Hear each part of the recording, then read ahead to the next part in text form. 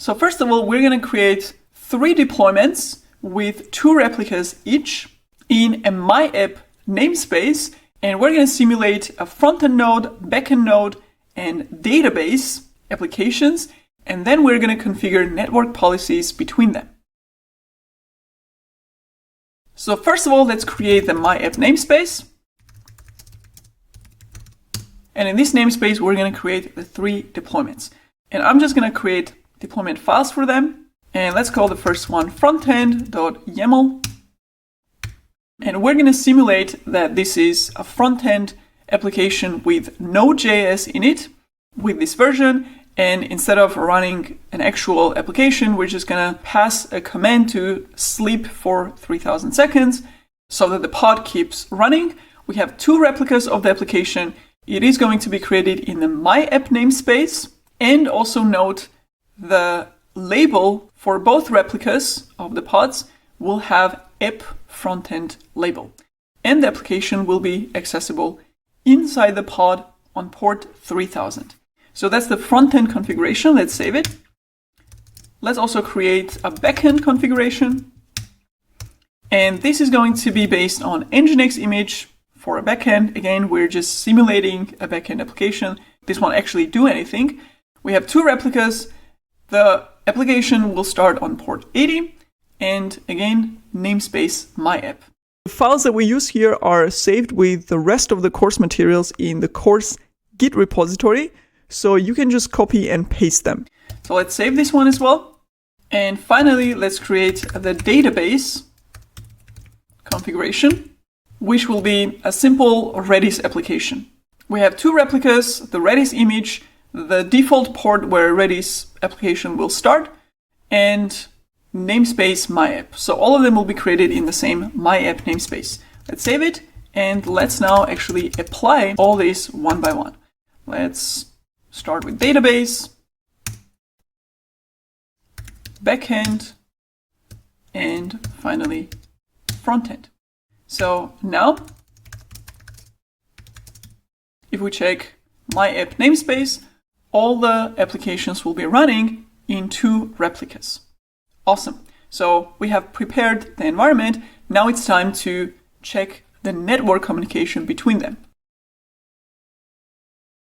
So we're going to check that each pod can access the other pods without any limitations. In order to check the accessibility, we're going to need the IP addresses of all the pods. So let's print them out as well. And finally, because we're going to be doing a lot in the MyApp namespace and executing commands, let's actually set MyApp namespace as a default as we learned. So let's do kubectl config set context. And for the current context, we're going to set a namespace to be MyApp instead of default. And there you go. So now we can execute this command without the namespace. There you go. Now, how do we check that pods can access each other? Well, for that, we're going to execute commands from within the pods, as we learned with kubectl exec command, specifying the pod name. First, let's check that any backend pod replica can access any database pod. So let's copy the backend first. And inside the backend, we want to execute a command that will hit the endpoint of the database application using the IP address of the pod. So we need something like ping, basically. However, ping only lets us access the IP address or an endpoint, but it doesn't let us specify a port number. And as you learned, network policies limit access on specific ports. So we need to check the port accessibility as well.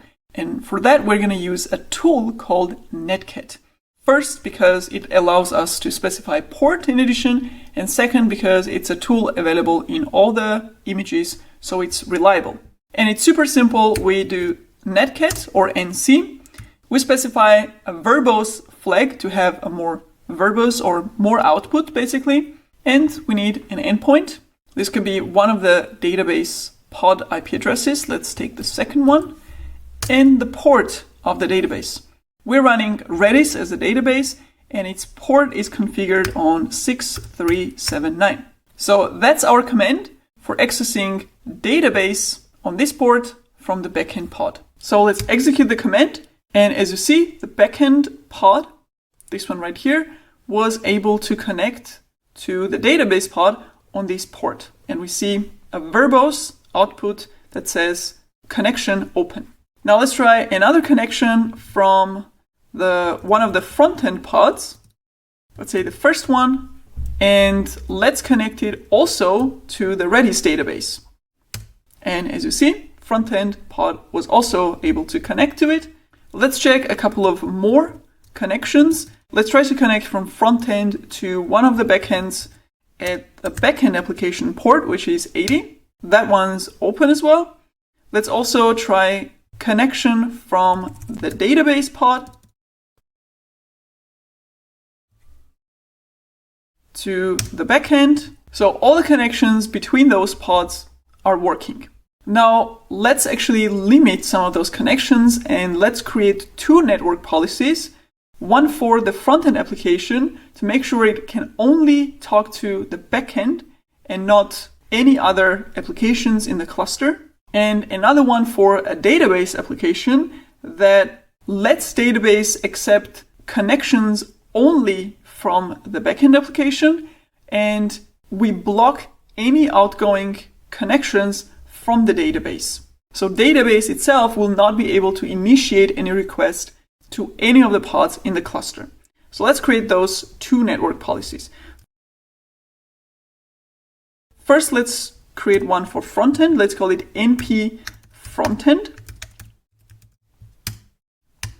And I'm simply gonna paste in the configuration. So we have the network policy component, the name of the network policy, and the namespace in which it will be created.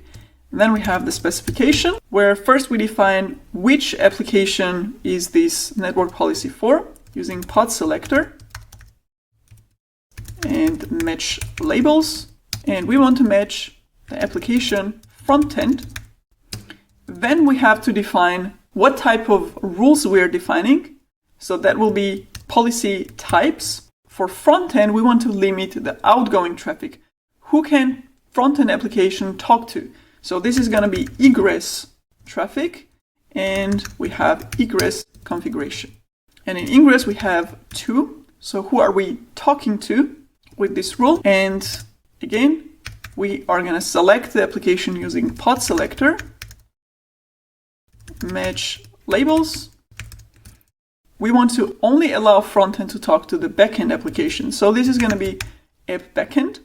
Remember, we defined these labels in the deployment configuration files. That's why we can use them here. And since this is in the same namespace, we don't have to specify namespace selector. However, we need the port configuration, which is on this level, right? Note, on the same level as pod selector, we have the ports like this, protocol, TCP, and backend is running on port 80. So frontend can talk to backend on port 80. That's the configuration. Let's save it. And let's create another one for the database. Again, I'm going to copy the main part here. We have np database and same my app namespace. Again, this is a network policy for database application. So we're going to do match labels app database. That's the label we have set in the deployment configuration file. Then we have the policy types. And this time we're going to have both policies. So we want to limit who can talk to the database, which is going to be only the backend application, but we also want to limit who database can talk to. And we don't want database to talk to any pods. So that will be egress configuration. Now, a small note here, you may be thinking, if a backend application is allowed to talk to the database, how can it send a request without being allowed to talk to any other applications? And that's actually an important differentiator here. The egress rules or outgoing rules actually only define the communication that the database will initiate itself. So when the backend talks to the database, it will be able to send a response to that request. However, it will not be able to initiate communication or send the request itself to backend or any other pod. So that's the difference here. So we're going to define both ingress and egress here. And ingress rule will be to allow connection from pod selector from the backend application app backend on its port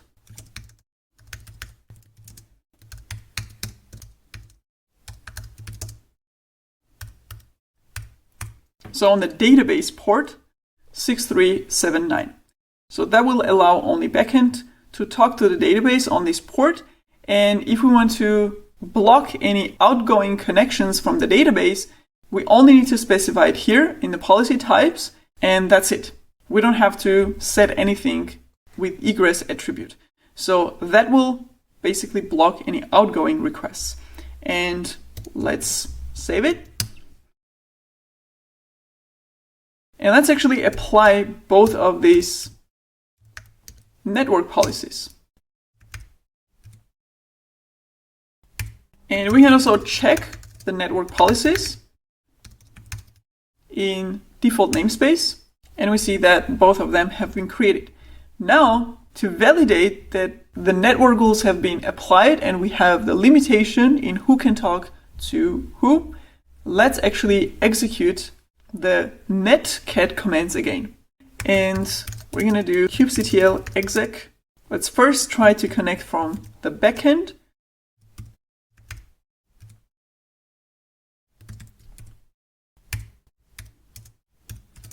to the database pod.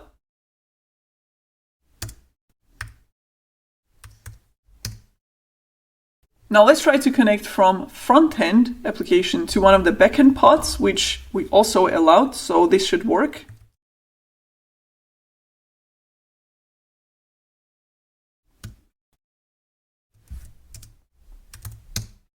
And as you see, it is accessible. Now let's try the connections that we have blocked. First of all, let's try to connect from database pod to backend application. And as you see, it's not able to access it because we have blocked any outgoing traffic from database. And let's also test connecting from front end to the database, which we also do not allow. So the front end and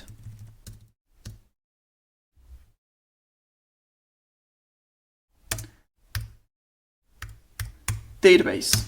And let's check. Again, as you see, it is not able to access the database pod. So that's how you can limit the communication between the applications within the cluster to make your setup even more secure. So now if someone took over the front end or hacked into the front end pod, it will not be able to access all the services running in your cluster and mess with them as well, but they will be only limited to that front end application and whatever front end can talk to. So that's how it works.